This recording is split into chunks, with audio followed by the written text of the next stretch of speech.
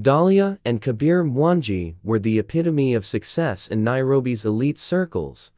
Their grand villa sat atop a hill, a sanctuary of luxury and comfort.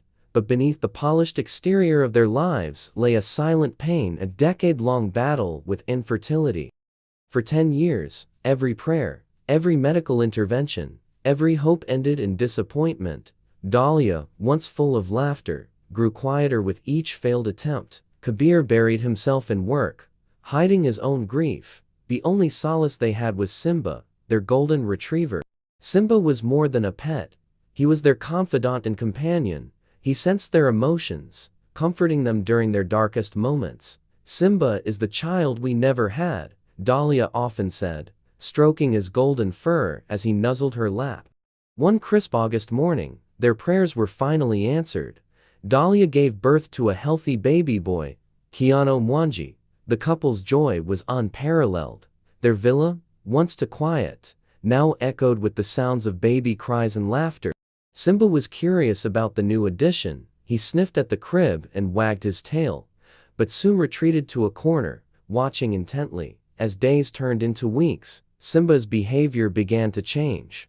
He became restless, especially when certain visitors came by. Kabir's cousin, Ezra, and their housekeeper, Annie Wanjiru, were regulars at the villa. Both had been part of their lives for years, but Simba's reaction to them was unsettling. Ezra, charming and confident, often visited unannounced. He'd sit by the nursery, cradling Kiano, while Dahlia chatted with him. But every time Ezra entered the house, Simba growled lowly. His usually playful demeanor vanished, replaced by an unnerving intensity. "It's just jealousy," Kabir said, brushing it off. Simba's used to being the center of attention. But Simba's behavior didn't stop there. Whenever Auntie Wanjiru, their longtime housekeeper, walked into the nursery, Simba's barking grew louder. He would pace back and forth, staring at her with narrowed eyes. "Simba, what's gotten into you?" Dahlia scolded, pulling him out of the room. Both Ezra and Wanjiru dismissed the dog's aggression with nervous laughter. "Maybe he doesn't like my perfume," Wanjiru joked. One night, Dahlia woke to the sound of Simba growling. She tiptoed to the nursery and found Simba standing guard by the crib, his eyes fixed on the window. Outside, the garden lights flickered, casting airy shadows. "What is it, boy?" she whispered. Simba barked once, then turned back to the crib. Dahlia felt a chill run down her spine, but dismissed it as paranoia. She shut the window and went back to bed. The next morning, she noticed something odd. Kiano's favorite toy, a plush giraffe, was missing.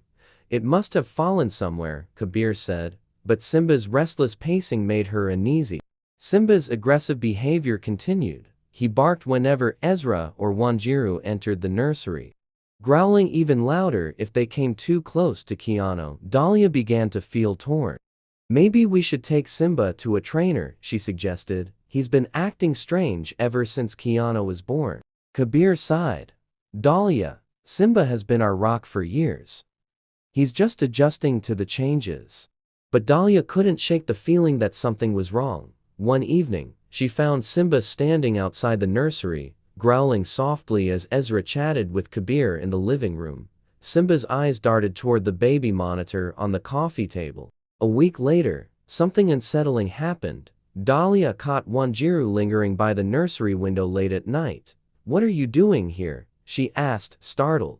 Wanjiru jumped, clutching a rag in her hand. "I was just cleaning the windows, ma'am."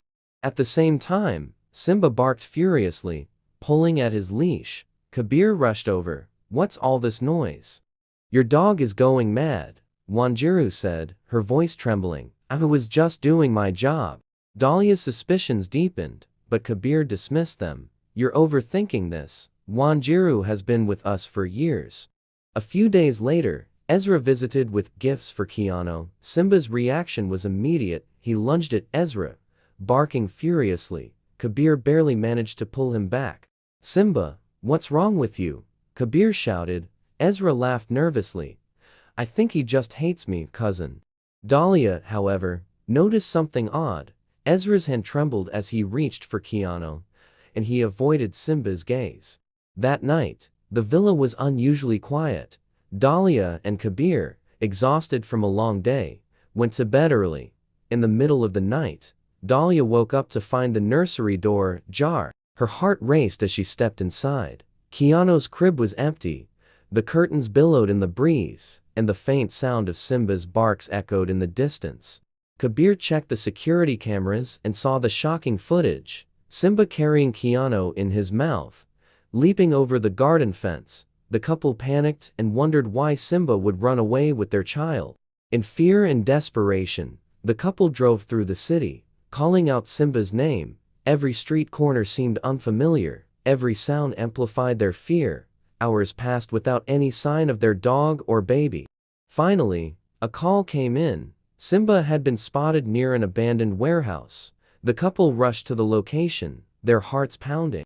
Inside the warehouse, they found Simba standing protectively over Keanu. Across the room, Wanjiru and Ezra were arguing, their voices filled with panic.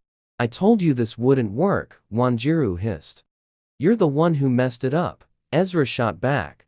The couple stood frozen as the pieces fell into place. Wanjiru and Ezra had planned to kidnap Keanu. Simba had sensed the danger all along, trying to warn them. Ezra and Wanjiru were arrested, and Simba was hailed as a hero. Back at home, Dahlia and Kabir showered their loyal dog with love and gratitude. "You saved our family," Dahlia whispered, tears streaming down her face.